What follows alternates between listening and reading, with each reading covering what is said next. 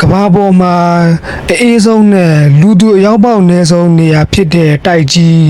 သူတေသနာနဲ့လင်းလာရေးလုပ်ငန်းတွေအတွက်ကမ္ဘာနိုင်ငံအချို့သူတို့ရဲ့တည်တံ့သူတေသနာစခန်းတွေထားရှိတဲ့တိုက်ကြီး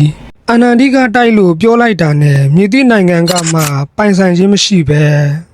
အနန္တိကစာချုပ်1959အရာငြိမ်းချမ်းရေးနဲ့တိတ်ပံသူတေသနာအတွက်သာရည်ရွယ်ထားခြင်းခံရတဲ့တိုက်ကြီးလည်းဖြစ်ပါတယ်အနန္တိကတိုက်တွင်သူတေသနာစခန်းပေါင်း80ခန်းရှိပြီးတိတ်ပံပညာရှင်4000ခန့်လှည့်လည်လုပ်ကိုင်နေတာလည်းဖြစ်ပါတယ်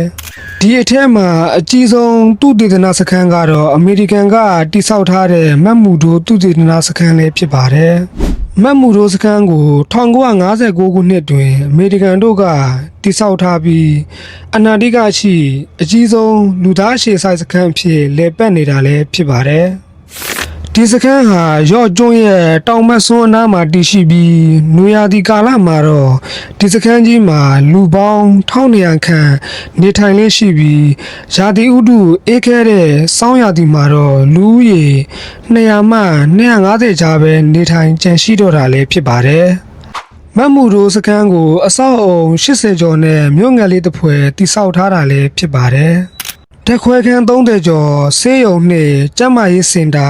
ရာသီဥတုလေးလာရေးစခန်းလူနေအဆောက်အုံများလေရင်ခွင်းအရှိခံအဆောက်အုံ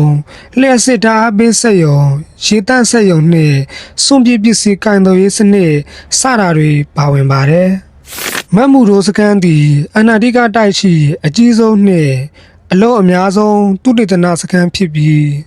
အဆောက်အုံ80ကျော်နှင့်နည်းပညာမြင့်သူတေသနာဌာနများနှင့်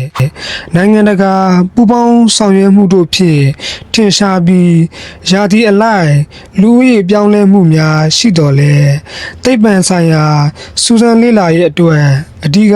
အဆက်ရှာကြတဲ့နေရာတစ်ခုလည်းဖြစ်ပါတယ်